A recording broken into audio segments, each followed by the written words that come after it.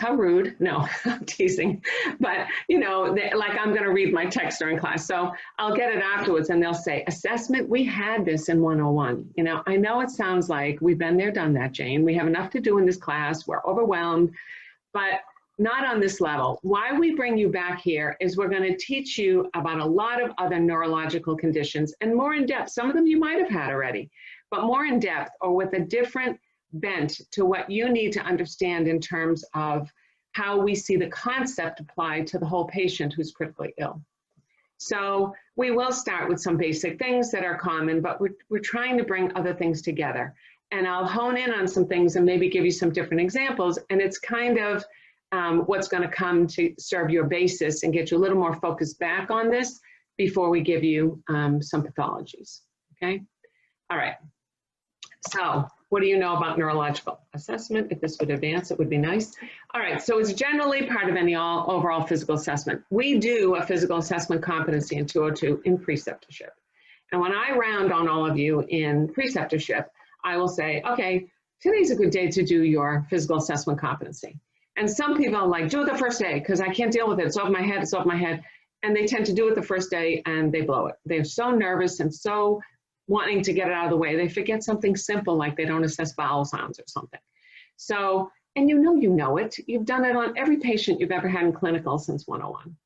So usually we say, no, chill, chill, chill. Wait a couple, do a bunch of assessments, get yourself acclimated to your unit. When you're not sweating, I'll come up and just say, let's get this person. And then there's the people who stall and say, no, there's no one today for me to do. Mind you, you have 4 patients. No one for me to do an assessment on today. So I usually say, not a problem, I'll find somebody. I go to the desk and say, give me somebody for an assessment. And they're like, okay, Jane, bring her to 5, and we go in. So, and you do fine, you all do fine. So let's go back and remember what you know how to do. This isn't all new, right? So what do? We look at everything. But you'll find some crossover in neuro with what you learned in mental health. We're looking overall at the patient. Somebody comes in and they're disheveled and they're not meeting ADLs and they're not doing self-care and all these things. What is it telling us? Right away, your brain on some level is saying, is this person not capable? Do they not have hand strength? Do they not have cognitive ability? Are they so depressed they can't look to their self-care? It could be a million things. You need to bring it all. We want you to focus to say, you're not being perfunctory. You're not going in and saying, oh, neuroscience are due, and you go in and do neuroscience. What is the data telling you? You need to take that concept of what we're doing and apply it and take it to the next level. So, not to suggest what the problem is. A tendency everybody does, I see it every time I'm in the ED at Maine, and they get someone in who's aphasic. The person's trying to talk and they're stumbling and they're having such difficulty. And somebody watching them will say, oh, you don't feel well, so you came to the hospital? Well, that's a little bit of a projection.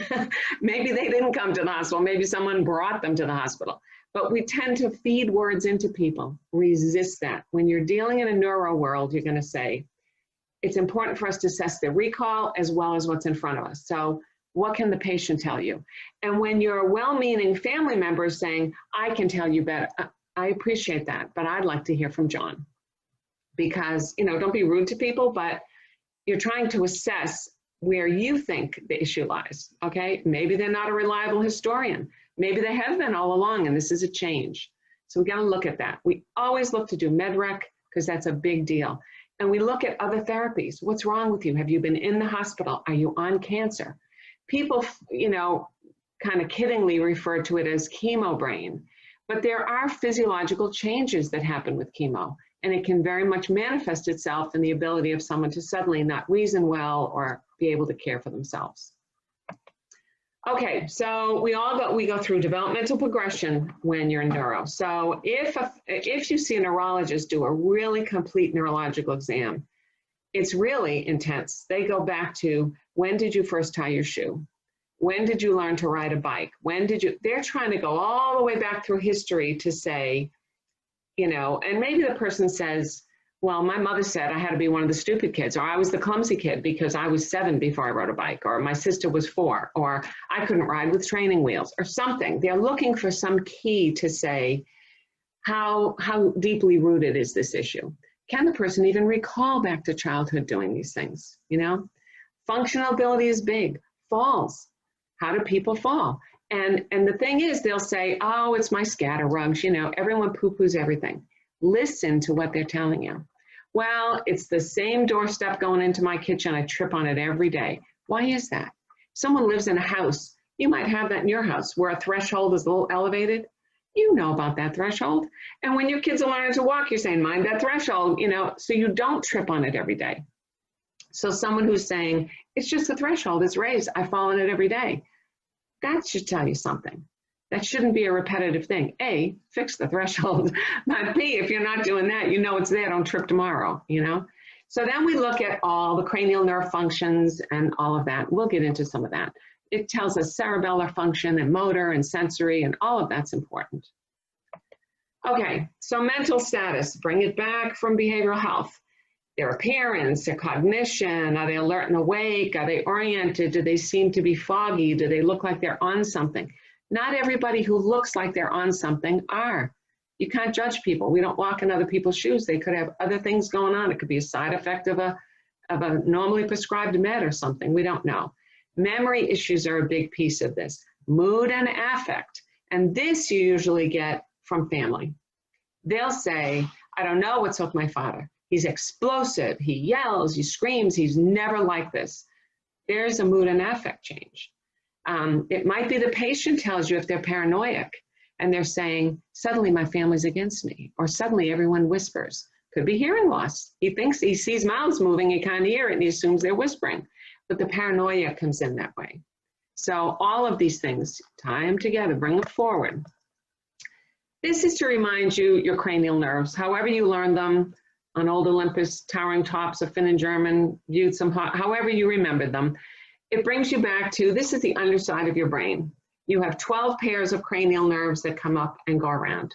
When your patient has a neurological event, a bleed, a trauma, a gunshot, an injury, a contre coup, whatever it is, it can affect any one of these nerves because they track up from the brainstem through the brain. And a lot of them you check already, but we're going to look at them a little bit closer. All right, so let's look at cranial nerve 1. So this is your olfactory. Olfactory is having a resurgence. It's making big news because of COVID and people's loss of their olfactory function, which is frightening to people, you can imagine. We take it for granted, you know, but it is not having it. Having anosmia, a lack of a sense of smell, is an aberrant finding. So what's it from? Well, people with chronic sinus infections tend to have a diminished ability to smell. People who are smokers, chronic smokers, you know, but from an assessment, from a nursing standpoint, when we're assessing somebody, anything can be on the table. Now, in your career, you'll think of COVID. You'll remember a time when a virus caused this. But it can be tumors in the brain, anywhere along the olfactory nerve. The olfactory nerve, when it exits, comes up, I don't know how much anatomy you remember, but comes up through the cribriform plate, the bottom of your ethmoid bone. So if somebody has a baseball bat to the face and has a crack in the ethmoid bone or has a basilar fracture, they can suddenly not have a sense of smell. The impact here is not just, don't worry, when COVID's gone, your nose will come back. That's not it. The impact is so much of our appetite is driven by our sense of smell. It's one of our key senses. So when we were in the ground-based building, if somebody put the popcorn popper going, everyone in class would send, you'd be teaching in the front of the room and you'd see people looking around like, you smell popcorn? People who didn't want popcorn want a snack. You know, it drives that. You walk into some place and you smell fresh hot coffee, or you smell, you know, whatever it is that appeals to you, it's going to drive your appetite. So for these people, that's a big issue, you know. All right, so then there's your optic nerve. You all assess this with patients. I'm in the room with you and you're doing your assessment and you'll say, you probably don't do the visual fields, like you don't cover one eye and this and that, but you'll see that in a neuro unit. But the eye doctor, when you go for your eye appointment, will do that. Cover one eye, and can you see things in the peripheral vision? What can you see far away? They do all of that to make sure your fields are intact. But then you have people stare at my pen light and you go up and down and all around, right? We're trying to, you're not having them identify peripheral objects. Your eye doctor does that. A neurologist would do that. But you should be able to stare straight and identify what's in your periphery, 2 fingers, 3 fingers, whatever it is. Because we have that ability to have peripheral vision like that, okay? There's people who won't, people who stroke, people who have even subtle infarcts here and there. They call it tunnel vision. Everyone laughs about, oh, someone can't see someone else's point of view, they have tunnel vision. It comes from an actual condition where people can only see in front of them. So it's something that we look at, that we, the Snellen eye chart, you've all seen it, you know, the big E and all the little letters underneath. And just remember that it has got to be 20 feet away from the person reading it to establish it within a framework of 20/20 vision. The Snellen eye chart is just telling you, you see something at 20 feet away, that is 20 feet away, and it looks exactly how it should look at 20 feet away. So I have been places. I've been into the Pineville ED with someone with an eye injury. I have been to employee health when I was coming onboarding years ago. And they say, okay, you know, you step in the hallway, Mrs. Benetti, and it was this big, long hall. Think of the new building over in Water Ridge Plaza. So you go through the main desk area, and there's that big, long corridor to the left. It might have been all the way down the end, and there's probably at least to the stairs. And they're saying, can you read that chart, Mrs. Benetti? Do you need your glasses? Well, no, my prescription's not that bad. I don't need my glasses, really, but I wear them. So I'm sitting there going, I'm looking at, what is that telling you? Of course, I had to be the one they asked to do this, right? I said, but what is that telling you? Way down there where we can hardly see the E, where is the mark in the carpet? I mean, where? It has to be in the floor someplace at 20 feet. Same thing when I took someone with an eye injury to the hospital. Oh, where's our Snellen eye chart? And they were like, oh, we're not in the room for the Snellen eye chart. Are we moving? No, and so they go and get it, and they put it someplace. And I said, is that 20 feet? I don't know. Okay, you've lost permission to speak ever again. Get somebody who knows. It has to be 20. What are we assessing if we're not? Are you going to write down then on a chart that somebody scored, oh, a 30 out of 20? They can only see something, you know, that much less. I mean, their vision, look at their vision. No, they can't see what they're looking at. It's 20 feet away and they can't make it out. No, it's erroneous data. You know, there's a parameter for the Snellen eye chart. Okay, so aberrancies. Anywhere the optic nerve travels through your brain can cause you to have trouble. So it can be your occipital nerve, your occipital lobe, your parietal lobe, your temporal lobe. So if you're having optic nerve problems, they know generally where to look, but it's not just a, oh, it's your temporal lobe, or oh, it's 3 different parts of your brain that it fishes through. So it becomes more complex than just a simple, their Snellen eye chart report isn't that good. You know, we have to go delving. All right, so cranial nerves 3, 4, and 6 we test together simply because they all make the eye move. So this you've done, you know, they follow your finger up, down, left, right to see if they can track. You always look to someone to see if someone has a deconjugate or disconjugate gaze. You know, conjugate is together, that your eyes are looking in the same way. Deconjugate is if there's a variant, or disconjugate, you'll hear it, it's apart. If their norm is that they've always had one eye that looks the other way, it's not a pertinent clinical finding. You can document it and say as per history.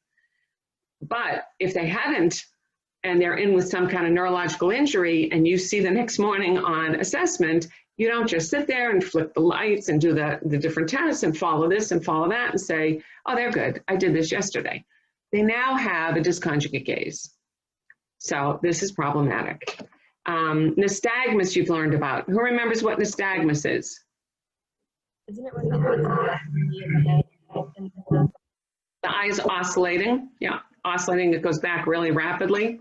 So it can mean a lot of things, but we don't look at it and say it's normal. Maybe it's normal for that person, but when you find it, it's not normal until you figure out by history that person has it. So when do we see it? Let me think. Okay, high dilantin levels. There's an example.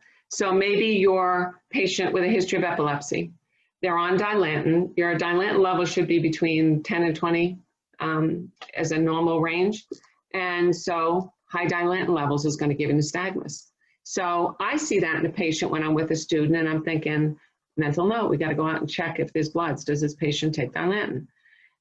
You learned I taught in 152 for a while. You learned in 152 when you were studying ear about otosclerosis. So people with otosclerosis can have nystagmus. So that's another thing. Now one's an ear problem and one's a medication problem, and we're seeing it reflected in the eye.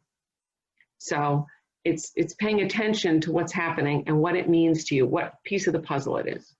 So oculomotor, this is 3, it's going to check your constriction and your accommodation. So somebody who's unconscious, we're checking for pearl if they can accommodate.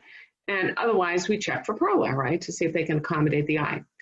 When it comes to constriction, you're looking to see, is this eye responding? Is this eye responding in concert?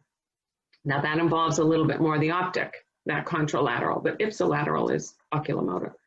So what else do we look at? We look at convergence. You know how you hold your pen out to people and you say, stare at my pen, and you bring it forward, right?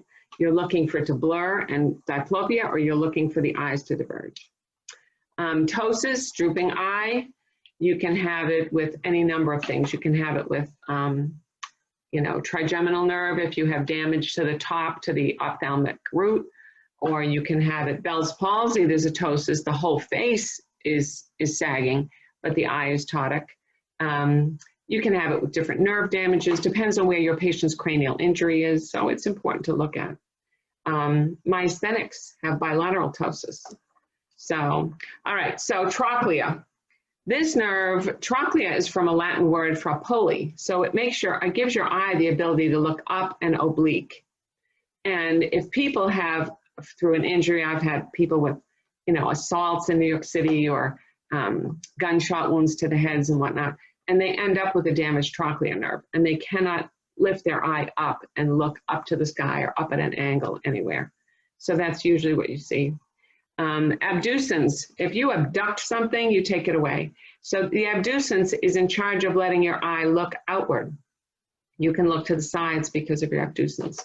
If you have your patient tracking your pen and you go this way and they don't track, I don't think many students doing that, all the courses you've done that in, is thinking, I wonder what's wrong with the abducens. But now you're at a different level. You're entering practice, so you have to go looking into that. All right, so a quick word about doll's eyes and caloric testing. So this is another thing done in the neuro world.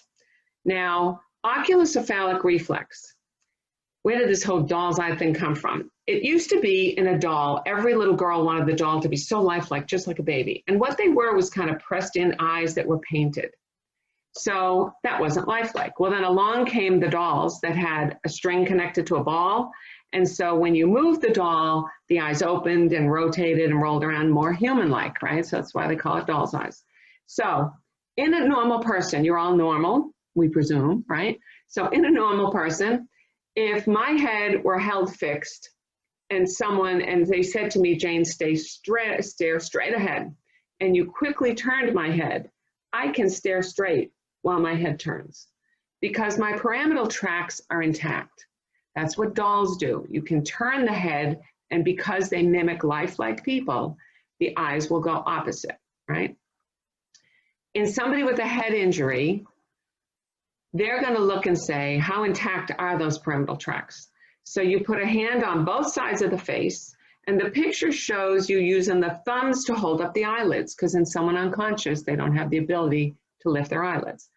And you lift it open so you can see the eye. As soon as you lift the eye is looking at you. It rolls when the eye is shut and comes down when it's open. So they lift the eyelids and they quickly turn the head.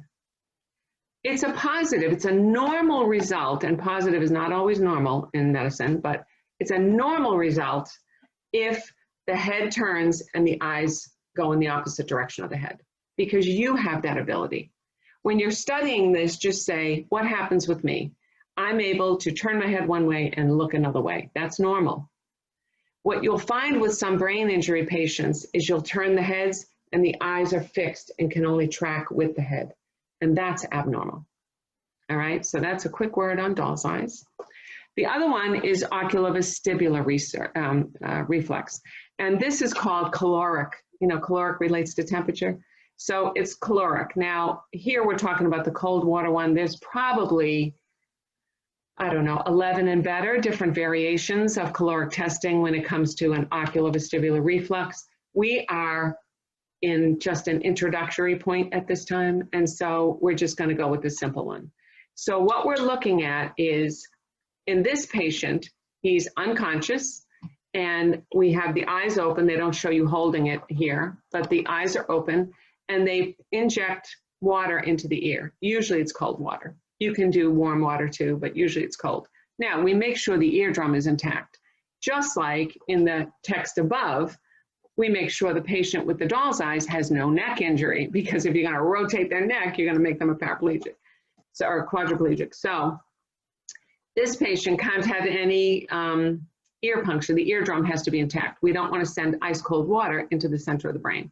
But with the eardrum being intact, the doctor will order this caloric test. And we take it to me and we fill it up with cold water and you put it in and you're watching the eyes. If the patient, if the pyramidal tracts are good, if they're intact, the patient turns, the eyes turn to the noxious stimuli. So if it's on the right ear, they will deviate right. If it's on the left ear, they'll deviate left. And it just gives them another quick way of saying, all right, we still have some connection, even though we have an unconscious person. Okay, all right, cranial nerves 5 and 7. So 5 is your trigeminal nerve. And if you're listening to your neurocondition lectures, yes, Jane, we're riveted by them. Your trigeminal nerve has 3 roots to it, 3 gemini, right? Comes out from the side of your face. So you have one that's your ophthalmic and one that is your mandible and one that is your maxillary. So they'll have this inflammation. Their face hurts really badly when they have trigeminal neuralgia. But in assessing it, we test it with their eyes closed, because what they use is a safety pin. Because when you open a safety pin, it's sharp on one end and round on the other. So they can touch your face with your eyes closed and say, tell me if it's sharp or smooth. And you can be sticking that person up and down. And some people after a stroke will just say, no, you're just tapping me, I'm fine, and they're pricking them. They turn it over with the smooth end and they do the same thing and you're doing the same thing, it's fine. Other people are like, ow, you're sticking me, you know, that's a better response. We want to know that you can feel that, you know. So that's what we're looking at with that. So the sensory part is with a pin. Can you feel it? We test the motor if you can clench. Can you clench your teeth? So you'll hear neurologists bite your teeth together, grit them, and look at me. And the patient is like, sometimes their mouths are open and they think they're clenching teeth. And so the doctor will say, great, good job. But obviously it's aberrant. There's some muscle somewhere, some nerve innervation that's not getting to a muscle to make it work. The corneal reflex, we do this a lot in neuro. It's just that. We take a wisp of cotton and drag it on your cornea. And just the thought of it, and we don't put numbing agent or anything, because what we're assessing for is, A, do you have sensory response? Can you even feel there's something on your cornea? People can be looking at you and not feel you drag a cotton wisp across. So it's a, you know, you got to get over it and just wisp their eye. But that's the sensory piece. When we're looking at the facial nerve, we test the corneal reflex also. But their ability to be like, ow, what are you doing, is number 7. That's cranial nerve 7. So 5 is, can they feel that it's on the eye? 7, do they react and have a motor response to it? Because that's the motor. Can your patient blink to threat? Now you do that with your friends probably in 7th grade, you know, your fingers are wet and you flick people.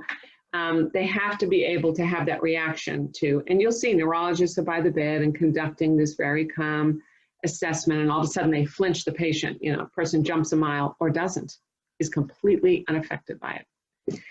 Can you raise your eyebrows? Now, in the days now of Botox, that has become an interesting assessment thing, because we had somebody, she was in her 40s maybe, in the ED, one of my students had her about a year ago, and she came in and family was all worried about her. She felt kind of flu-like, whatever, didn't feel good. And then they noticed that her face really wasn't moving. And of course, she had gone out and gotten Botox and wouldn't tell anybody. And so she comes in and they're combing all over her, you know, well, this is really something. And can you raise your eyebrows? Are they raised? No, they're not moving. You know, can you squeeze your eyes real tight? I mean, this girl could do nothing. Can you smile real big, real big, real big? Nothing. And the doctor's standing there saying, my student came out and told me, the doctor was like, did you have Botox injections? Who, me? She wouldn't say no, who, me? So, and the husband's pacing and everything. So they sent the husband and family out of the room. And the doctor goes in and says, have you had Botox injections? And she said, you're damn right I did. And everyone's like, you bring yourself to an ED, you know, you're an inch away from an LP, from throwing in the scan, from doing all these stuff. Like, what in the world is with people? So I don't know. That's a lesson on so many fronts. I can't even tell you. But anyway, so that's the issue with that. But people should be able to raise and lower their eyebrows, squeeze their eyes real shut. They should, if you notice, some people who have ptosis, their eye is open all the time. And people in the hospital like that, we have to protect that eye. You know, we put drops in it, we put a gauze over it because they can't blink. They can't protect something from falling in their eye. And you have to purse your lips. Can you purse your lips around a straw? Can you whistle? Can you smile or frown? All of that is your facial nerve. Okay, so cranial nerve 8, this is acoustic. Can you hear? This is vestibulocochlear. So the doctor in the office typically holds a watch up next to your ear, or maybe they'll lean next to you. It's kind of creepy. I've seen them do it to people. They lean next to them and whisper, and the person's like, you know, like, is this person whispering in my ear? Like, what's this? But, you know, they're trying to do something to assess your sense of hearing. What I tend to do, and I tell them about it in class, and then they see me do it in preceptorship, and they're like, you do that? Yes, I do. I walk into a patient's room, I wash hands outside, knock on the door, I walk in, I go to get gloves. Now I turn to the patient, talk to them. Hey, Mrs. So-and-so, but I turn my back to them. And as I'm getting gloves out, it's just something I've developed over the years because you have to multitask. You have to assess a million things at once. And I'll turn my back to them to get gloves and I'll say, how did you sleep last night? Or did you eat all your breakfast this morning or something? And I put the gloves on and turn around and I start telling them I'm the instructor and this is my student and I'm watching her or him while he or she's watching you. And, you know, and they won't answer me or they will. They'll say, oh, breakfast was great. Better than we get at home. Better than I never made it like this or something. Or they won't respond. So I'll say, did you sleep well last night? And then they answer me. So why is it you couldn't hear me unless I was looking at you? So it just raises my antenna. So that's another little things like that you learn to do over time. Some people really need to look at you and concentrate on what you're saying. You learned about Weber and Rin tests, I think in 152. You know, they have the tuning fork and they bang it and they put it over your head for the Weber. And they want to assess whether you can hear that sound bilaterally. They can put it over your forehead, the same thing. The Rin test is that they hit with the tuning fork and they put it on your mastoid bone that juts out the base of your skull here. They hold it in front of your ear and then they put it on the bone. You should be able to hear it louder with air conduction just outside your ear. You should not need the vibration for it to process into your ear. That's what they're looking for. If somebody isn't doing well with these things and there's question, you know, auditory tumor or something, they may send them for an ABR. An ABR is an auditory brain response test, and it looks like an EEG kind of. They put these little cemented electrodes all over their head, and they block white noise in one ear, and then the other ear, they're testing sound. But they're not just waiting for you to give them, like they might say, repeat the words you hear. And you have to listen. Can you hear them say driveway at a deep tone? Can you hear them say, you know, house at a, you know, the tones are varied, the decibels are varied. It's all kinds of words that you have to repeat. They're not just looking to see if you can hear it and repeat it, but they're also tracking on those electrodes the response your brain is having through your vestibulocochlear nerve. So that's what they're looking for. Okay, what else? 9 and 10. So these are tested together, and you've tested these too, I'm sure, and had it done to you. So 9 is your gag. 9 is like your throat is aware, there's a tongue depressor or something back there, and you're gagging. 10 The motor piece is that you're retching. And this is because 9 is the glossopharyngeal and 10 is the vagus. And the vagus is probably the longest cranial nerve in the body.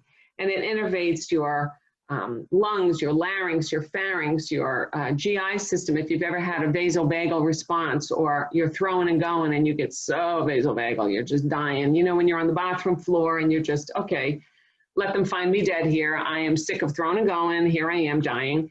That's your vagus nerve at work. It's going to speed up your heart rate. It's trying to compensate for all the things happening to you. So it has cardiac and GI and pulmonary. It affects everything. So if we have retching, then it is the vagus nerve. If we have a gag, it is 9. So that becomes important. You know, let's go to the next page and see if we. What does retching, what does that look like? You're vomiting. Oh, it's like vomiting? Okay. You can, if somebody puts a tongue blade in the back of your throat to do like a swab or something, and you're like, you know, okay, you have a gag. If somebody does that and you're like, then you're gagging and you're retching. Yeah? Okay. All right. Let's see. So this is 11 and 12, and this is Albert Einstein. So here's 11. 11 is your accessory nerve that feeds all these accessory muscles. So if you have seen a bad asthmatic or somebody with exacerbated COPD or something, and they come into the ED or up to your unit, and they're in a tripod position and they're breathing heavy, and your accessory nerve is working. It's innervating your accessory muscles, and it's giving you all that support. So that's something we look for. Can you shrug your shoulders up and down? Neurologists will go in and hold them down and say, push your shoulders up, to see not just can they try and do it, but what kind of strength do they have? How much innervation of that nerve are they getting that it's reactive enough they can do that? And people with progressive neuro diseases, of course, it's going to dwindle each time. Can you turn your head against resistance? You know, you should be able to hold your head straight, and if I try and turn it, you can fight me and not let it turn. That's reflective of cranial nerve innervation. So I remember when I used to, you know, we used to do regular clinicals in 202 where we took students into clinical 2 days a week, just like all through your intermediates. That's why I was hired. The first time they were going to do it, they thought, well, let's hire somebody who's taught in an ICU. Why don't we? So anyway, I used to bring students over to MICU 2 days a week.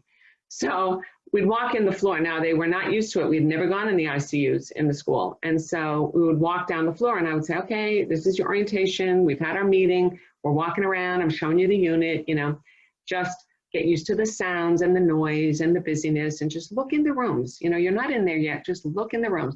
And they'd be walking down the hall, and I'm like, okay, look in the room. This way, look in the room. And some of them would just be resisting. And I'm like, that's a great accessory nerve you have. And they'd look at me like, she's so weird.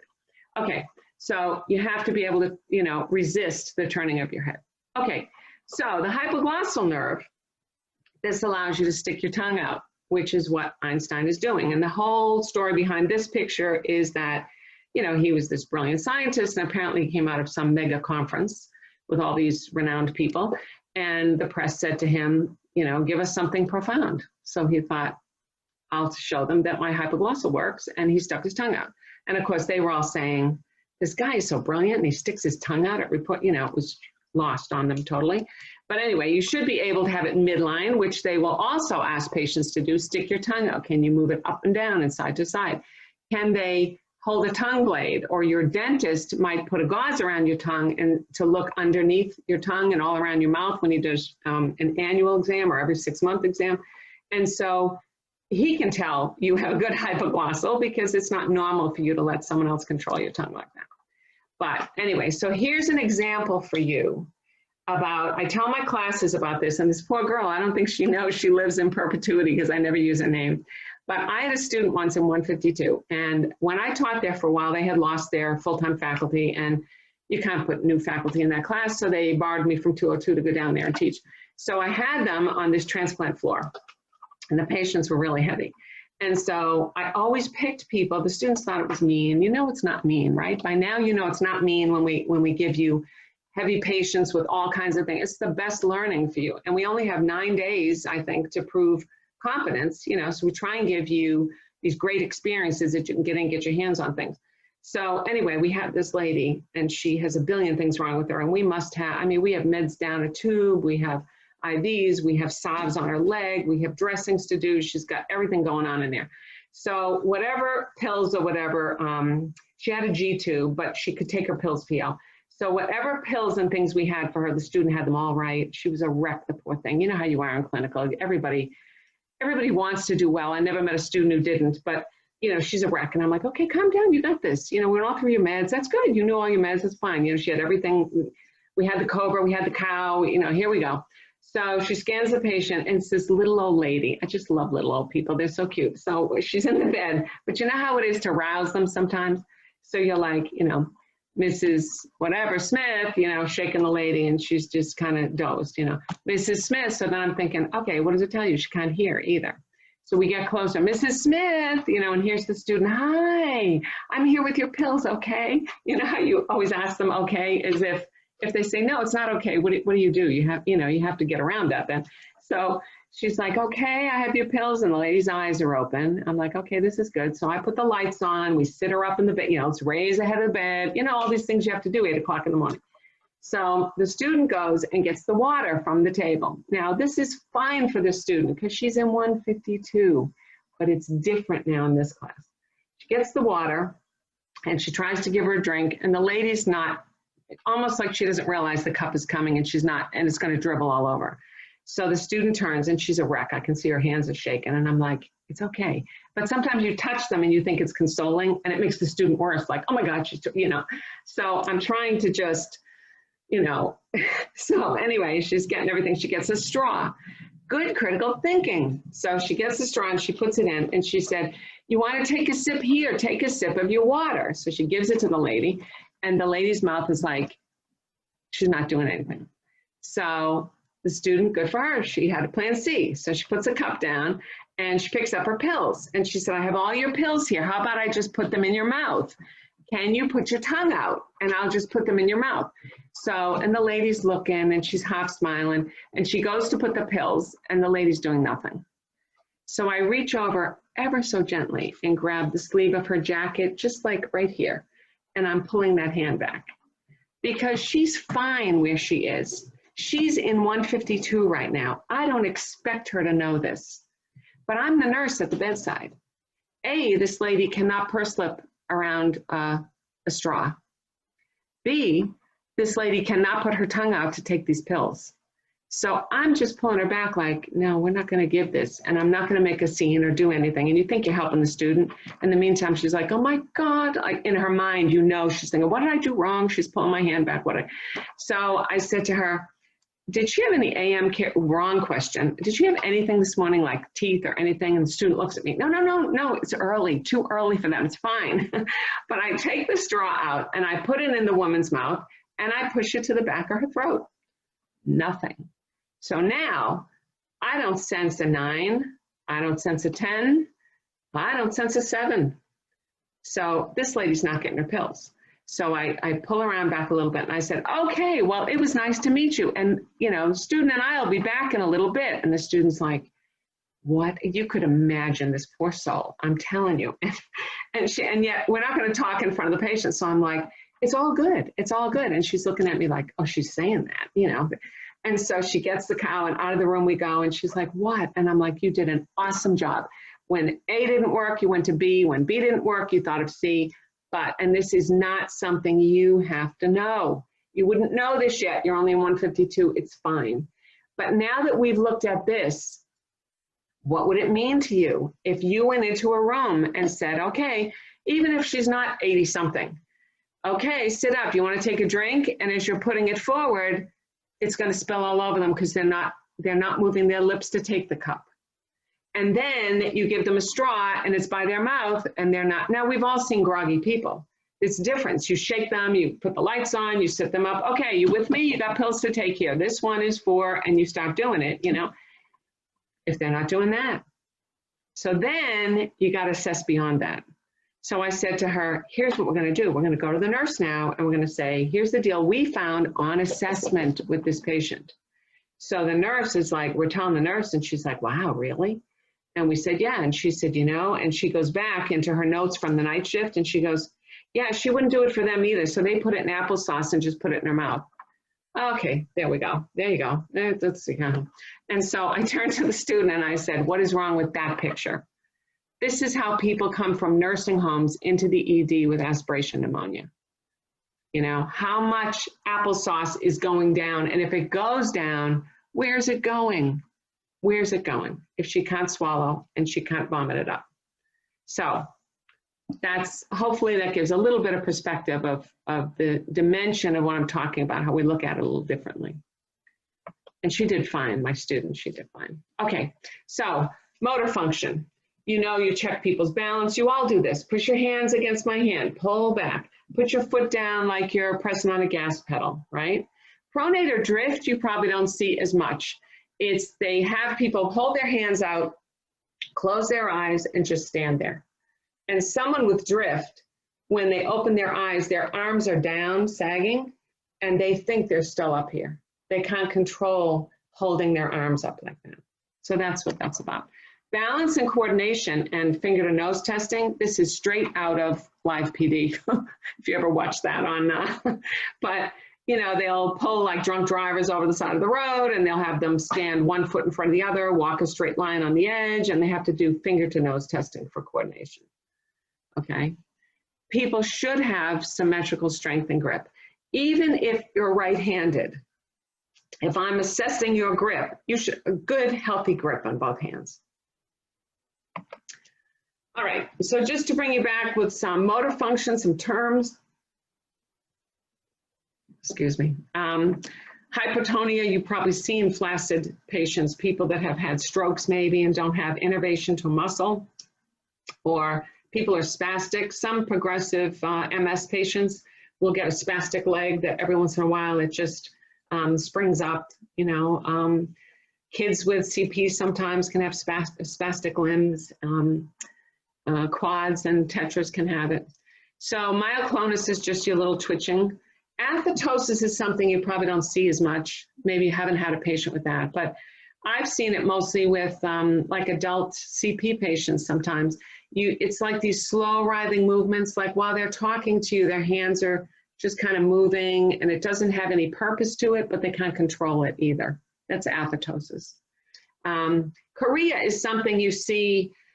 Well, chorea is from a Greek word for dance, so that's where we get choreography and all that with. So it's usually in the legs you see it, and it's people that are walking, like if you've had rheumatic fever, kids with certain ailments can have Sydenham's chorea, or there's a progressive hereditary disease, Huntington's chorea, where you lose the purposeness of walking. It's an involuntary movement of your leg, and it doesn't allow you to have a straight gait anymore. And dystonia is just what they're going to tell you if they assess somebody and find the tone is impaired and they don't know what it's from. So the sensory, I don't know how many of you have had sensory tests done to you, but you should be able to discriminate touch with your eyes shut. You shouldn't need to be looking at me to know I'm touching your hand or touching your shoulder. You should be able to feel it through your sensory system. Temperature difference, they take a tuning fork and they run it under hot water and they'll tell you to close your eyes and they'll put it on your fingertip and they'll say, is this hot or cold? And then they'll go all the way up your arm. Tell me if it changes. And some people say it's ice cold because they feel nothing in their fingers. They don't feel the heat. And then it goes all the way up, well, now it's cold, you know, or now it's hot or whatever. And they have different sensory perceptions from their hands to their upper arms or from their feet to their thighs. So it tells us about their sensorium. Vibration, the same thing. They take a tuning fork, they bang it, and they probably put it someplace close like your clavicle. And the vibration is, you know, it's close to your core, so the vibration is obvious to you. And they say, if this is 100, and then they bang it again and put it on your fingertip and say, what is this? And some people will say, 0, I don't feel anything, like it was when it was up here. And some people will say, that's 100 too, because they can feel it. They can sense it through the sensorium. The finger placement, they should be able to tell you, you know, where they're touching you, how many fingers. It should be something, all of this is with your eyes closed. Your Romberg is a test they do. They have people stand up, feet together, arms outstretched, close your eyes. You have to hold your positional sense. Then they have you wrap your arms this way and hold them all with your eyes closed, and you have to maintain your balance. In this case, a positive Romberg is not a good thing. A positive Romberg is when you cannot stand straight and do that the way you should be able to. What else? Cortical sensorium. This is 2-point discrimination. How close or far apart does 2 points of tactile stimulation have to be for you to realize they're 2 points? Now they can use like what we use to map out EKGs. You know, why is the word escaping me? Yeah, the word is escaping me. Calipers. Caliper. Thank you. Thank you. So they'll use like a caliper and they'll put it on your hand, and maybe someone says it's 1 stick, you know, their eyes are closed, and they'll widen them and do it again, and they'll widen it and do it again. And how many is it now? It's still 1.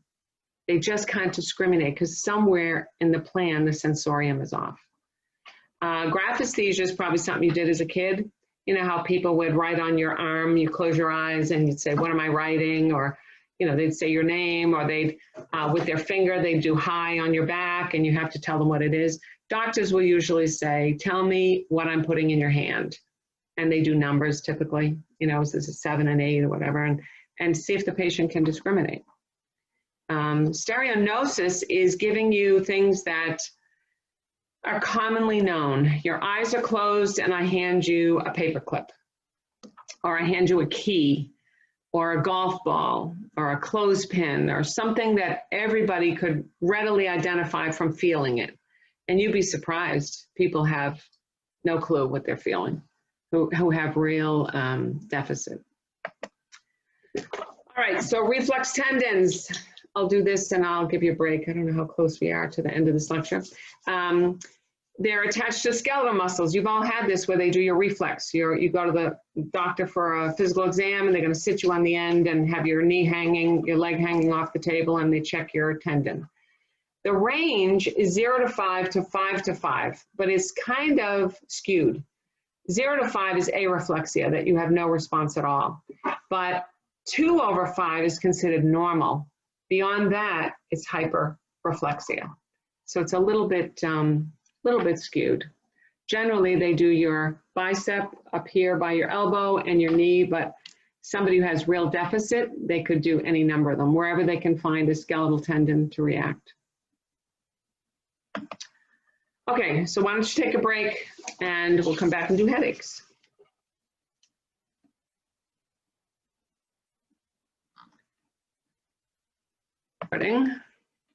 Okay, all right, so we're gonna move into headaches. And something probably everybody has had one or another time in their life. All right, so we know it's a common complaint. We've all had it. But in the neuro world, it can be a little more impactful, or it can just be a consequence of some function. So let's say, unfortunately, if you've ever dealt with quadriplegic patients, tetraplegics, sometimes these poor souls, like it's not bad enough that a quad has no function from the neck down, but sometimes all they have from the neck up is pain, excruciating pain. So it's a headache there can be really due to all the nerve damage done when they were made a quad. It's very difficult for people to control that pain. It's really, they need to be at a neuro center where someone's really, really expert at doing it.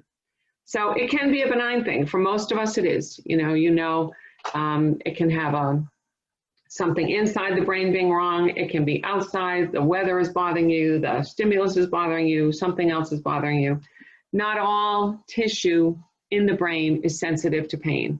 So where it is and the descriptors of it help doctors a lot to figure out what's wrong with you.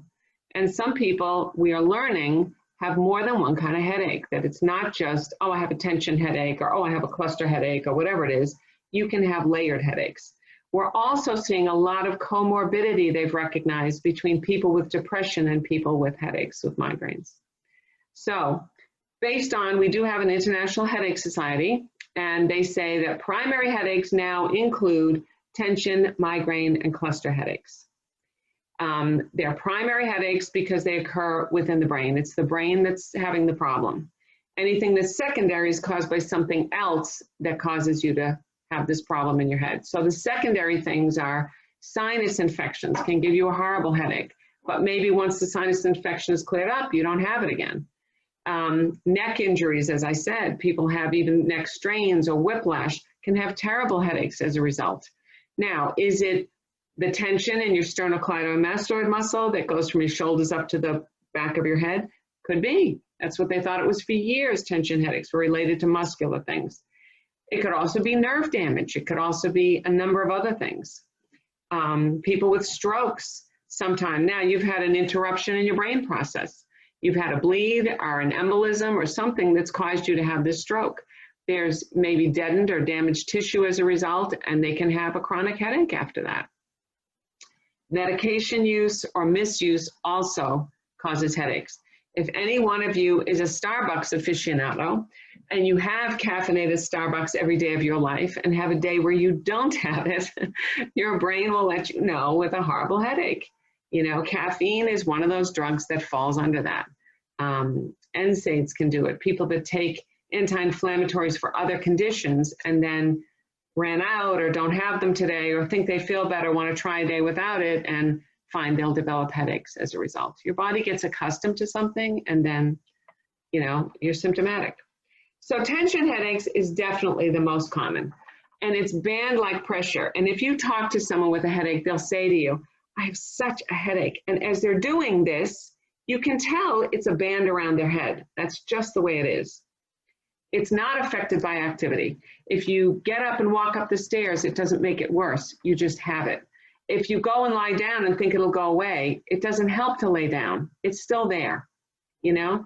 Now, the thing we've learned about headaches is most people think they're episodic. Oh my God, for whatever reason today, I got such a headache. You'll take some Tylenol, it's gone, you think nothing about it.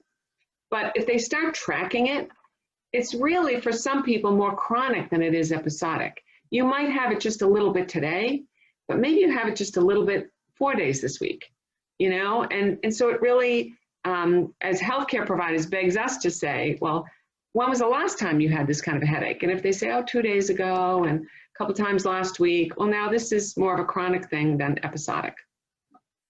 As I said before, they used to think it was all tension. That's why it was called a tension headache. So if someone told you to relax, calm down, it's your job, it's this, it's that, it's your relationship, it's whatever's making you tense, and they rub your shoulders, you know, TV bought into it, all the movies do that, you know, people rub your shoulders, rub your feet, whatever.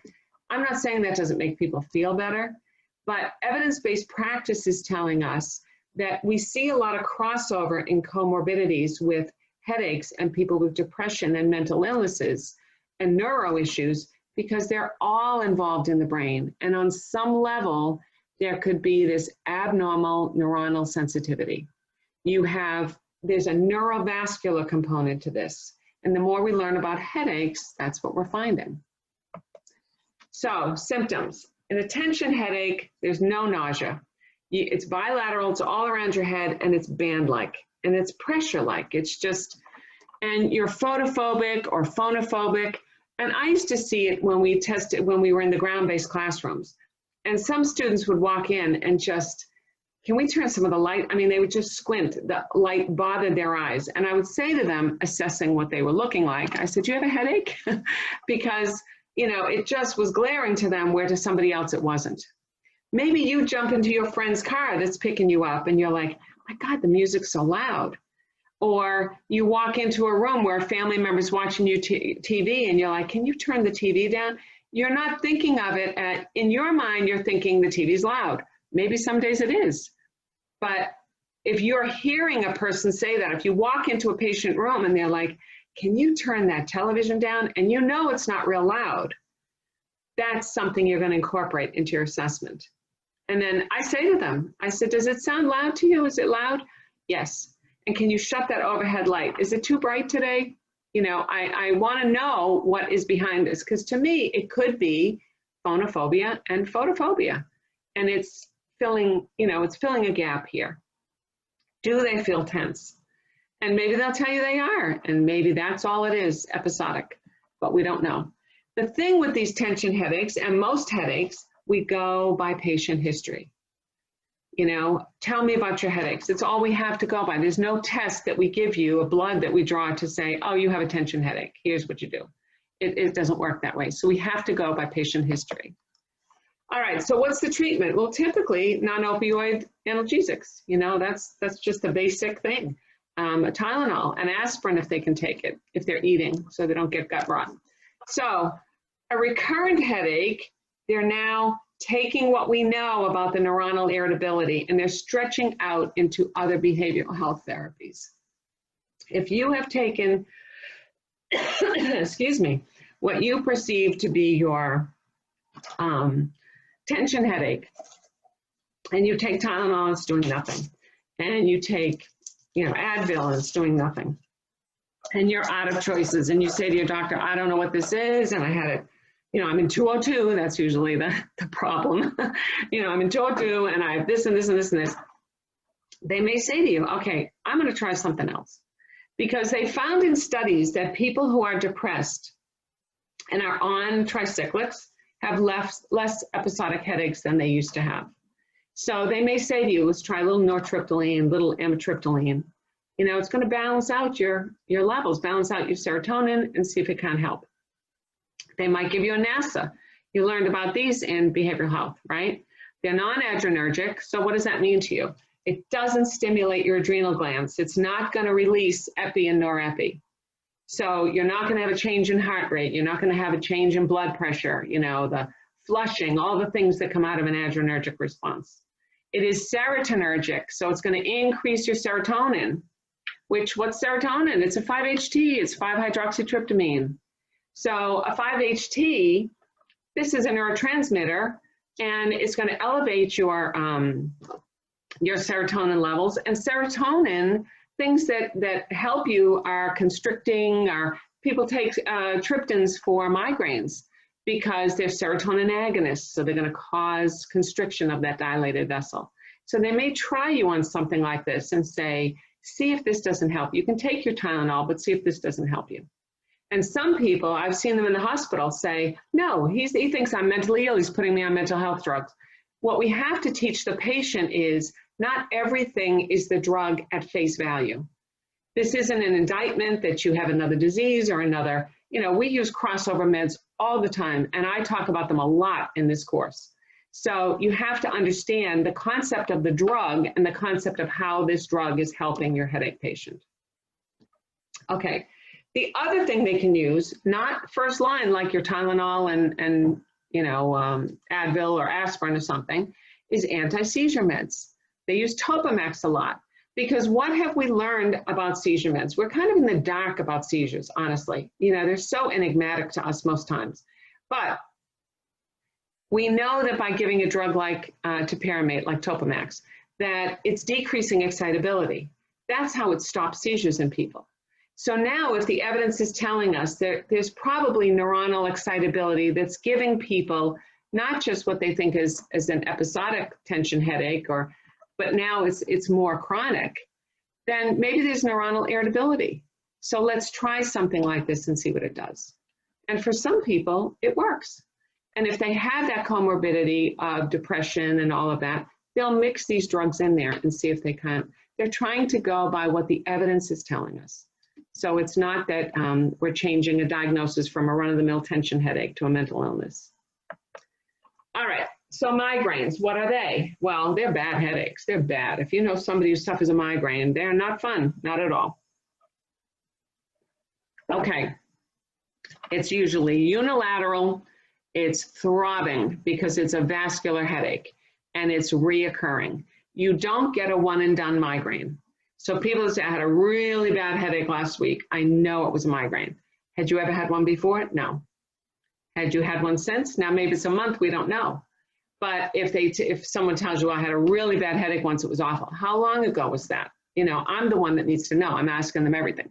And if they say, oh, about 12 years ago, I was sidelined. You haven't had it since? Then it's not a migraine. They recur. So we know it's vasodilation of a vessel in the brain. So the best guess is an artery. Why do we say that? because a student said to me last semester, could be a vein, people aren't crawling in there to see, how do they know? Because if it's dilating, how much does a vein dilate? You know, veins in their structure don't have the same layers as arteries. Arteries in the media layer, you have an intima, media, and an adventitious. They don't have a, veins don't have the capacity, they have stretch, you know, if somebody's hypertensive and the body's had to adapt, or we'll talk about liver diseases and things, they have the ability to stretch, but not to dilate and contract the way arteries do. It also explains why the person who has the throbbing migraine, the throbbing matches the heart rate, right? Makes sense. Okay, some people say it's light or it's sound or it's smell or something environmental that causes the headache.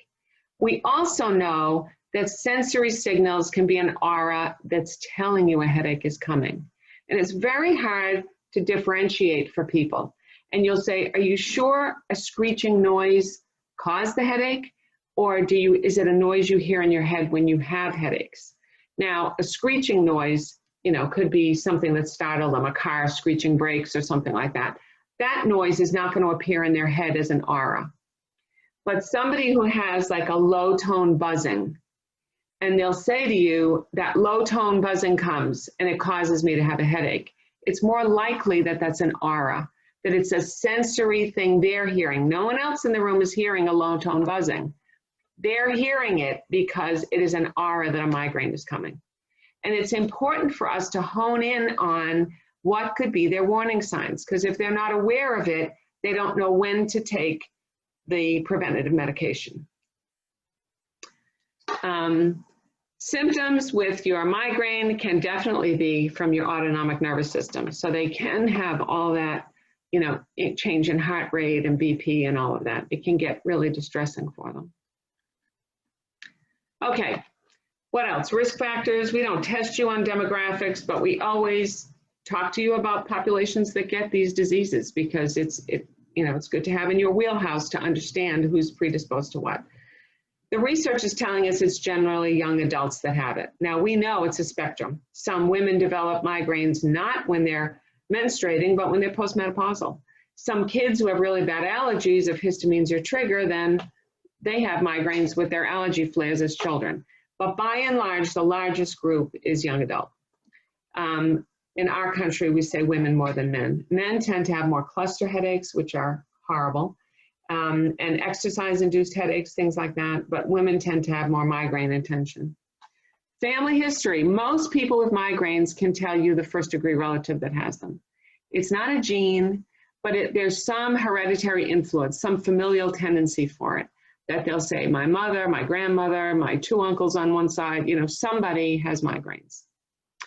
Low socioeconomics, the heavy workload, the low education, how would this pertain? I mean, it's just, what it really comes down to is people with, when we get into what the triggers can be and things that bother people, people in a low socioeconomic level can find themselves not always eating the best foods, just out of need.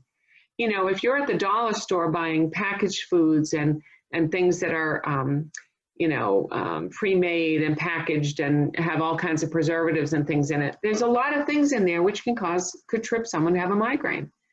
So, you know, they're not buying all organic and, grass-fed and all of this. So that could be a component.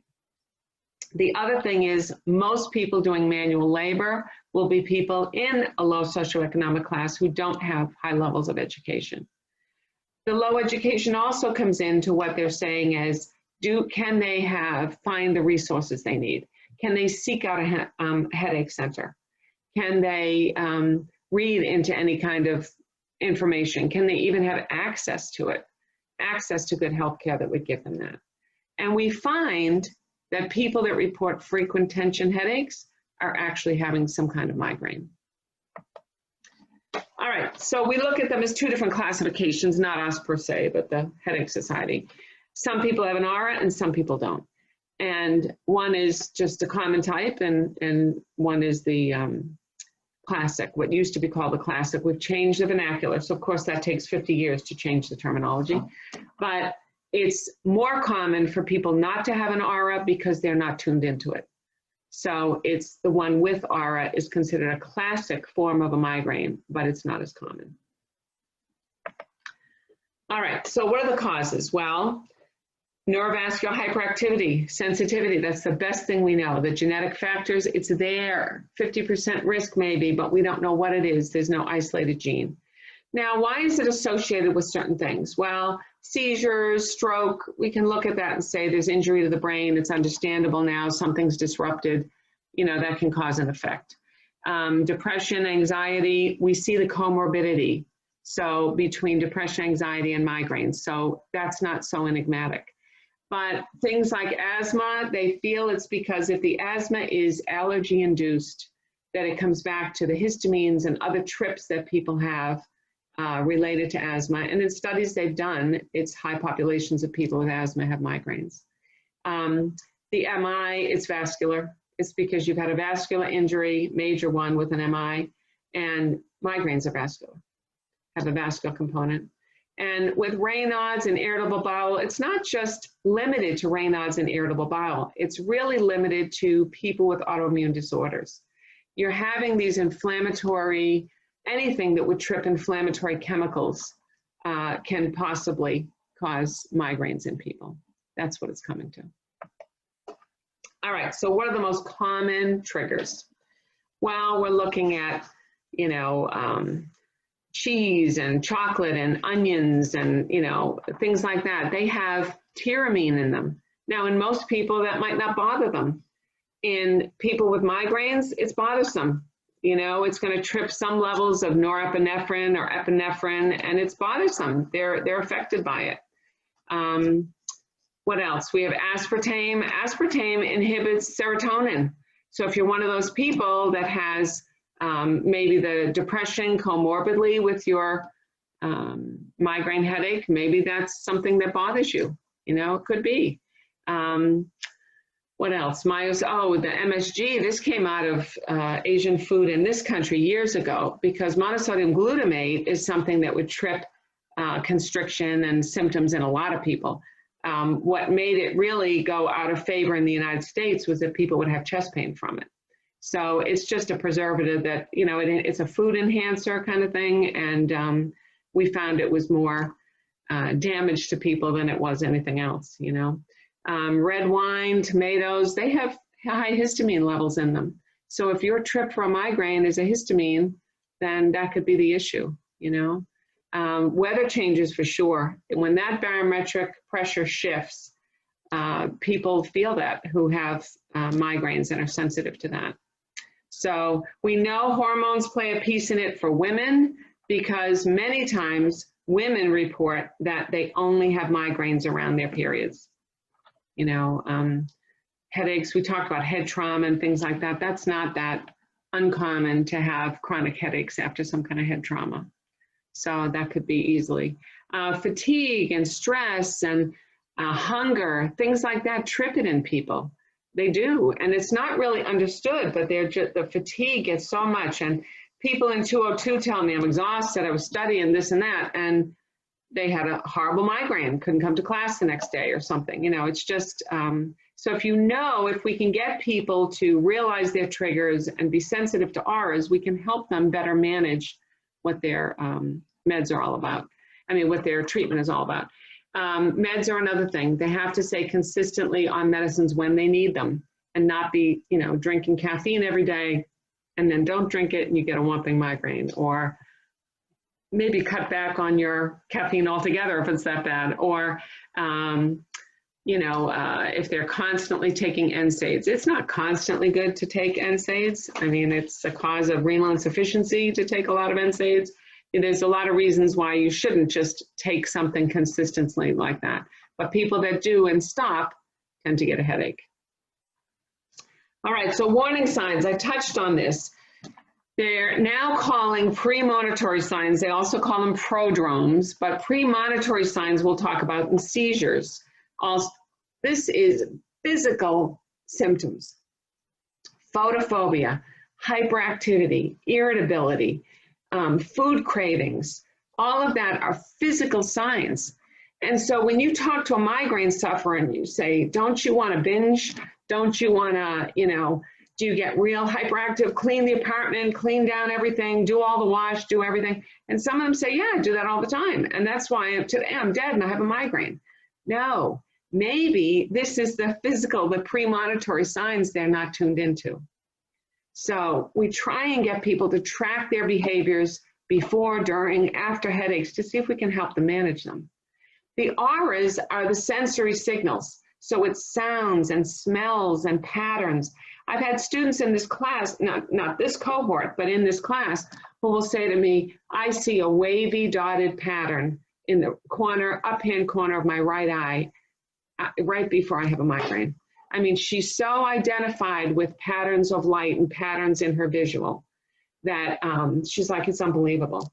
And some people, it's that low buzzing. Some people, it's a high whistling. Some people, they smell a real acrid smell, and they'll say to you, it's real pungent, and I must have a weird nose. I smell it and no one else does. That should be the clue. You know, these are things. Some people just tell you it's a sensation, like they feel something on their shoulders or they feel something on one side of their neck, and they don't know what it comes from, but within an hour they'll have a migraine. So we need them to hone in on these prodromes, these premonitory things, these auras, and see if we can better control to give them better quality of life. For some people, it lasts hours. Other people, it's days. I mean, that's incapacitating. People usually like to withdraw where it's dark and quiet and peaceful. They're under blankets. They're in a black room. There was a nurse that used to work up on one of the floors when I had students, and she would go into this old defunct closet nobody used where it was pitch dark. She would take her med and stay in there for 20 minutes. She would say, I just need to do, and I'll be good. I'll get through the shift, but I got to get away. She had to be dark and quiet when she couldn't hear anything. The throbbing pain is going to match the pulse. So that's something you'll hear them say, is the pain equal with your pulse rate? Look at the monitor. Every time your heart beats, is that how you're feeling the pain? Feel your wrist and see, you know. Some people work through them. Don't ask me how. They're horrible headaches and they work through them. Some people are paralyzed by them. I mean, they're just in bed and don't move till they're gone. They'd rather sleep, just be done. Some people do report that they worsen over time. The longer you have them, the worse they get. I don't know. We have to wait on more research, you know? So what do we do for diagnosis? Well, we can only ask the patient. That's why I ask them everything. People will tell you. And I tell them I teach migraines. I'm interested. I want to hear. And so they tell me. We try in the hospital to get them to keep diaries. You know, you've had this really bad throbbing headache now for 2 days after your neck surgery, your brain surgery, whatever it is. Let's start a diary. Let's start writing down. You can get the wife involved, the husband involved. Let's start writing these things down. When they come in with their first migraine into the ED, of course they think they have a brain tumor and they're dying. But if they do a neuro exam and everything's okay, they're probably saying, you probably have a real bad migraine. And they start talking to them about migraines. If something in the neuro exam is not quite right, then you're probably getting yourself scanned one way or another. All right, so what do we do? Mild symptoms, non-opioids can work for people. We're going to give them aspirin or Tylenol or ibuprofen. How does ibuprofen help here? We're looking for that anti-inflammatory. If you have this vessel that's dilated and annoyed and pounding, and it's not supposed, there's no room in the brain for it. Everything has to stay exactly where God put it in the brain. And this one is dilated and it's pounding. So they're trying to decrease the inflammation, take the edge off. That sometimes works for people. Maybe a combination, a med with caffeine. You know, some people take that, I'm not promoting it, but they take, what is it, Excedrin migraine. And it's got a little caffeine, you know, a little aspirin, a little ibuprofen, whatever it has, and they take that early and it seems to help them. If you have more moderate to severe symptoms, the first line therapy is triptans. They got to give you a triptan. It's just, they're serotonin agonists. It's going to cause vasoconstriction, which is going to take that dilated vessel and bring it back to size. That's how they work, and they work well for people. And people don't like the idea of it. You know, what is this med? What is it doing in my brain? And there's a lot we don't know about it. But we know it will cause the vasoconstriction that's going to help you, and it decreases neurogenic inflammation with the serotonin. So it helps people. What else? Because it works best when you take it preemptively, they want you to hone in on your auras. They want you to know, when is your headache going to come? Because if we can get it before it really kicks off, you won't even have to suffer through it. And that's the whole point of prevention here. So they'll give you a sumatriptan or a Ryza or a zolmitriptan. There's a bunch of them. Then there's combination ones. Maybe the doctor will say to you, you've been on sumatriptan quite a while. Let me give you Trexamet or something like this. It has naproxen. It has an anti-inflammatory component with it. The thing to remember about triptans is because they vasoconstrict this vessel in your head, they can also vasoconstrict other places. So if you have a patient who has a cardiac history and didn't have a migraine until after their fresh MI, and now someone's ordering them a triptan, you got to watch for this. This is not the patient that needs to have unpredicted vasoconstriction. It might not bother them, but it might. So have it on your radar. Okay. Okay. Now we're coming great strides with this stuff. We now have, we thought we were having this great thing, this skin patch Zacuity. Well, Zacuity was no sooner on the market, it was off the market. And it showed great promise and blah, blah, blah. And it was going to be almost like your continuous glucose monitoring, you know, stick it on the skin and it's slowly absorbed. And in trials, it did really well. Well, it came out on the market and everyone that used it was having trouble. Their skin was ulcerating, sloughing off. They couldn't regulate the dose. It was, so they took it off the market while they investigated. Now they put it back on the market. And it's available in other routes, you know, the nasal or the injectable or oral routes, just not through the skin until they tweak it and fix it. It is specifically designed for people who have nausea with the, their migraines, you know, that they have this other effect that comes with it, that they're sick to their stomach every time. And apparently it worked really good in trials. So it upset a lot of people to have it go off the market. But like I say, it's back on, but it's really specifically for that kind of case. Okay, so what else? We're back to topiramate. So we saw that for the tension headaches. Well, why not here? It's not first-line therapy. Migraines, your first-line therapy is a triptan. But if there's still excitability, if this person is saying, I'm not getting relief, aspirin isn't, you know, Tylenol, these things aren't working for me, what am I doing? They might say, let's try and take the irritability down. And they'll give you an anti-seizure drug. So they give you a low dose and just teach your patient with any seizure drugs, you don't just stop it. Because we are suppressing electrical excitability and then all of a sudden you don't take it and you're going to increase this, you know, it's like all of a sudden it spikes and you can have a seizure even if you don't have a seizure disorder. So think about that. Like any seizure drug, it has other side effects. The big things people don't like about seizure meds is it makes them sleepy and drowsy because the action of the drug is causing decreased excitability in the brain. So of course it makes them feel that way. So they can have paresthesia if they've never taken it before. They can have cognitive changes, things like that. One of the effects we know about topiramate in general is that it can cause kidney stones over time. So just tell people, keep up with your fluids, you know. The hypoglycemia really comes from, it's not something like you go on topiramate and you're going to have a drop in blood sugar. But off-label, it's been used for people with, you know, binging and things like that. And so what it does when they take it, the effect it has is that it will decrease your intake, which then leads you to drop your weight. By dropping your weight, you drop your glycemic index, you drop the glycemic index, you know how that goes. And so your blood sugar goes down. If your person is not overweight, that's not likely an issue because it's dose dependent and it won't be, you won't be getting a dose for someone who's binging rather than someone who just has refractory migraine. All right, so the other option, well, here we are back to botulinum again. This is botulinum clostridium. Let's make no mistake, this is a neurotoxin. This is bad news, this botulism.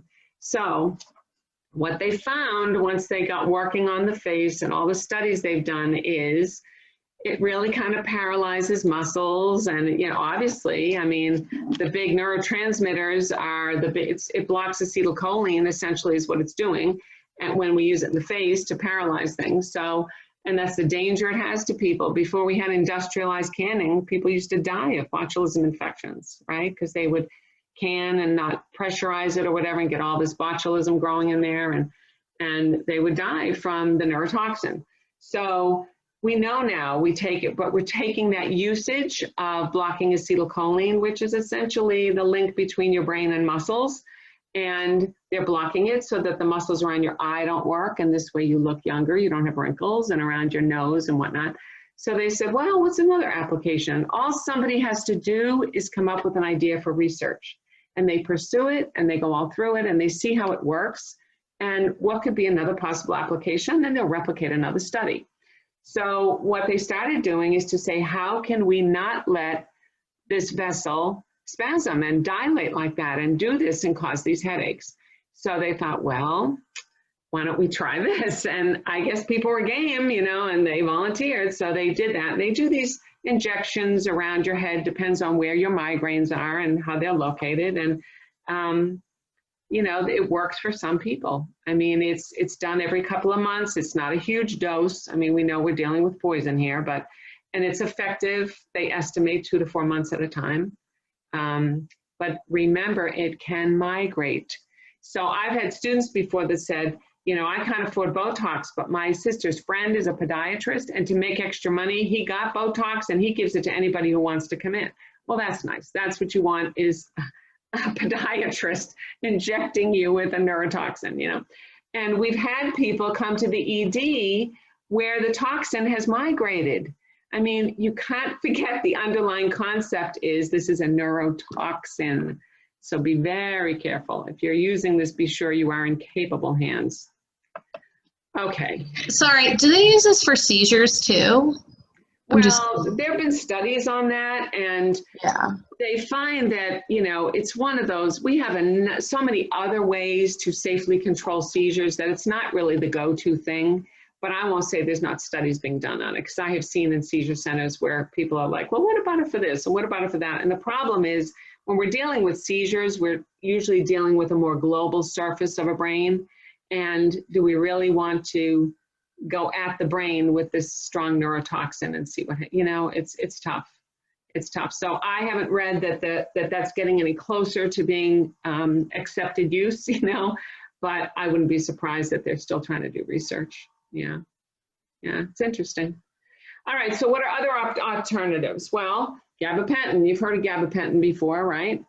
GABA is an analog of gamma-aminobutyric acid, which is a neurotransmitter, and it's an inhibitory neurotransmitter. So we have an analog of it now. The body makes it, and the body uses it as it needs it. You know, when it needs to inhibit things, it does. But we made an analog of it, not me. Don't you love how I lump myself in the we that did it? So not we, not me, but we have an analog. So we can officially give you endogenously, make you take it in, something that will have an inhibitory effect. So they use it for seizures. We use it for restless leg syndrome. They use it once it came to be, we got to stop these opioids and get rid of all this opioid use. What are we going to give people post-op? We're going to add gabapentin, because it's going to inhibit the neurological firing.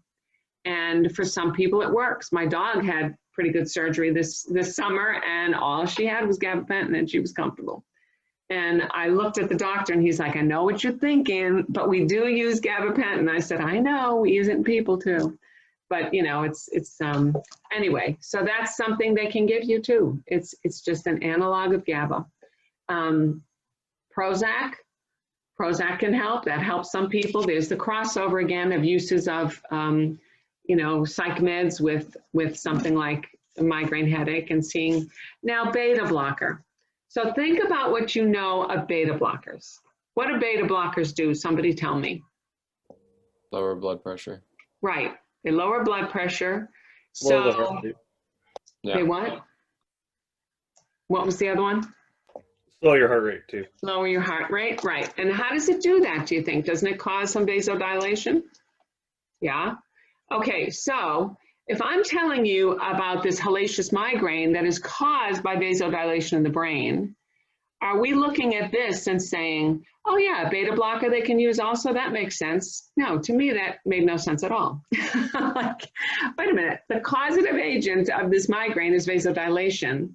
So why would we pick a beta blocker of all things? You know, I mean, I can get that beta blocker will dull the beta response, so they're not going to get that, adrenal response. They're not going to get the catecholamine, it dulls that a little bit. I get that. But really, a dilator? I mean, what in the world? And so it is not first-line therapy, not.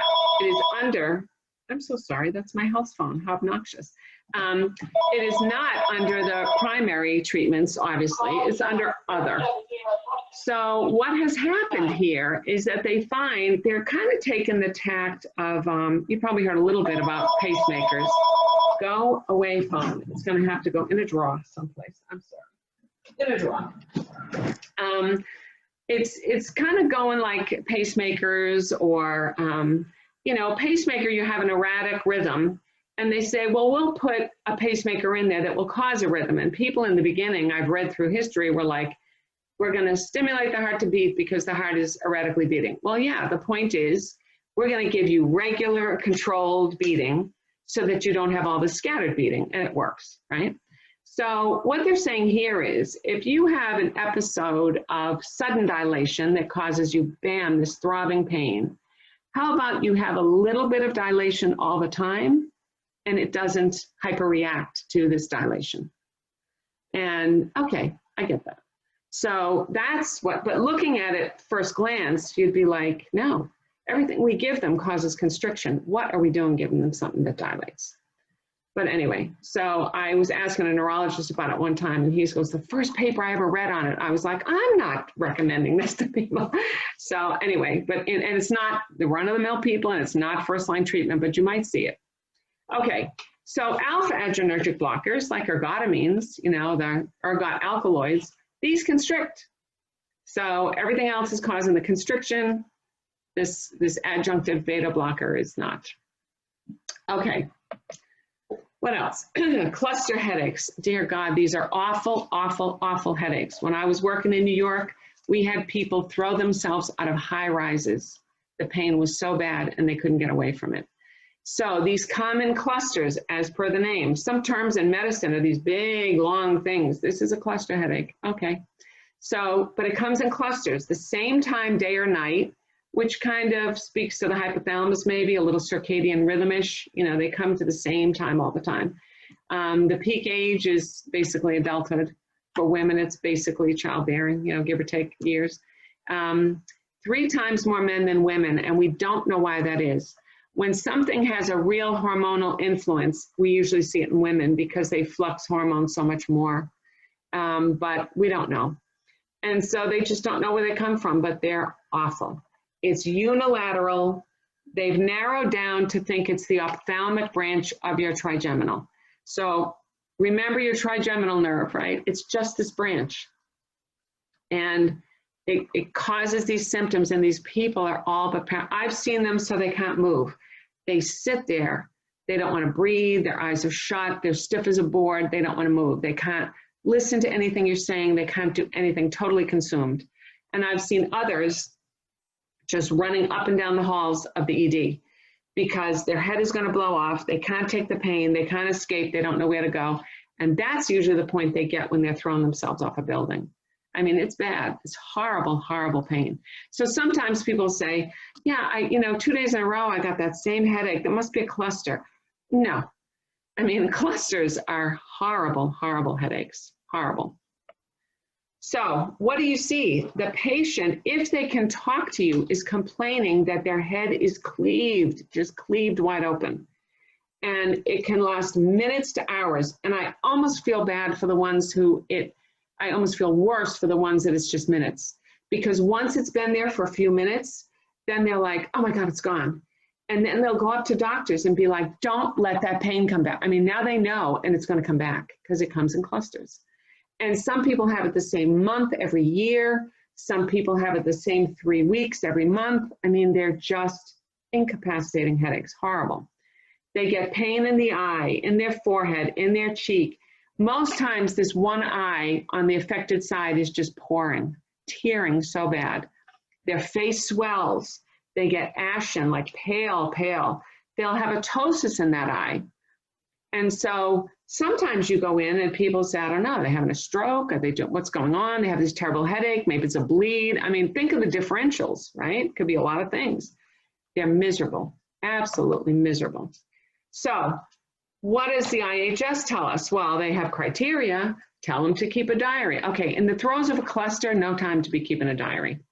But typically a cluster will land in the ED and go right to get scanned because they're coming in with these symptoms that we think they're hemorrhaging in the brain. I mean, really, they're just incapacitated.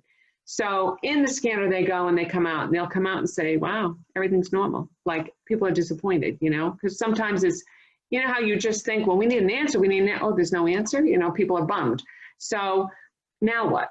So they'll rule out everything. You know, do they have fever? What are their bloods? I mean, they go all over this patient. What else could be causing this? And it might just come back to it's a cluster. Some people do have auras, but they're not aware of them. They're not aware of them.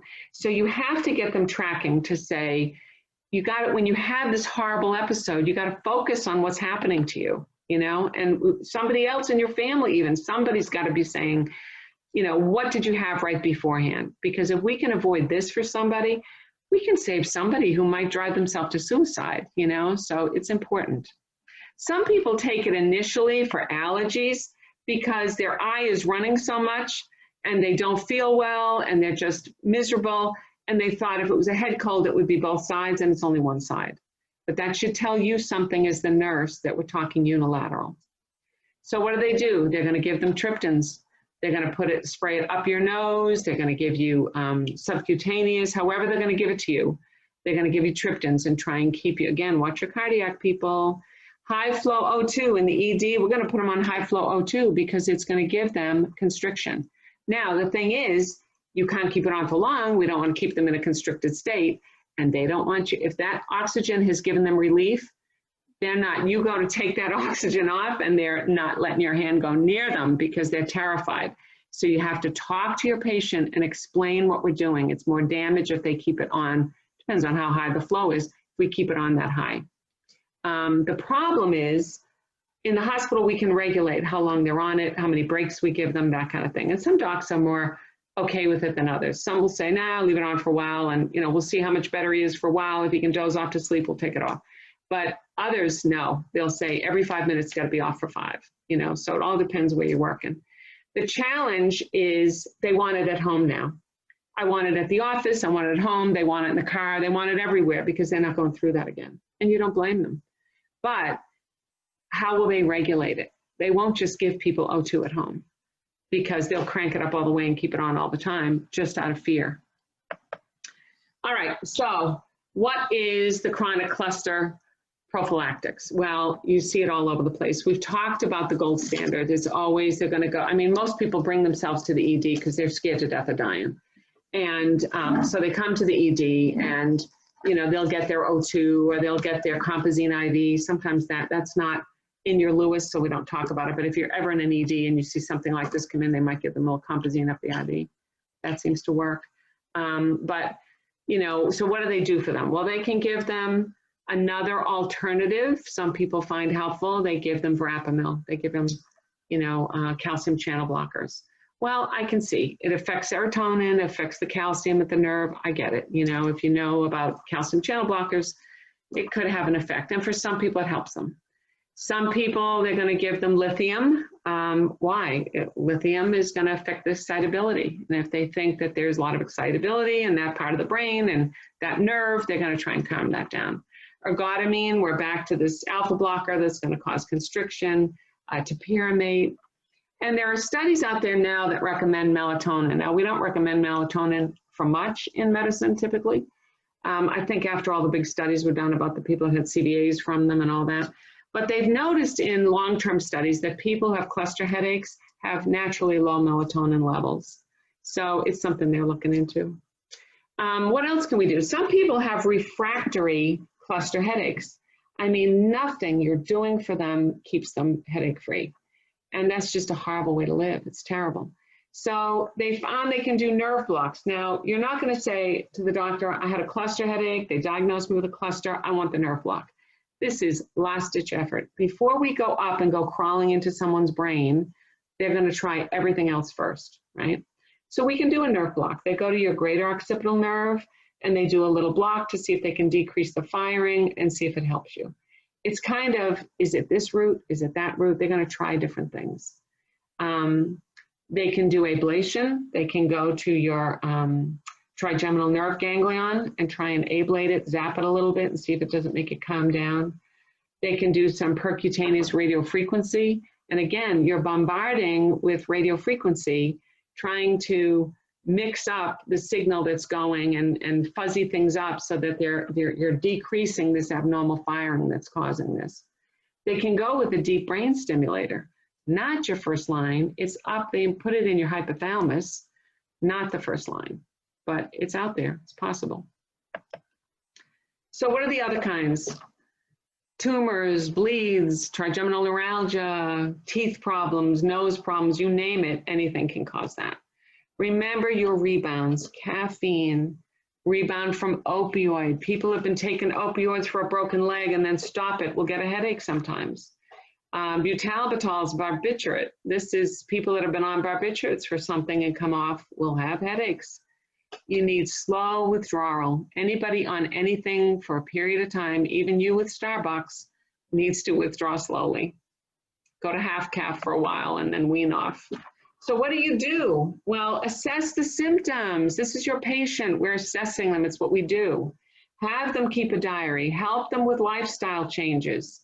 You know, what's their diet like? How many triptans and nitrates and preservatives and things? Why don't they take something out of the diet and see if it helps?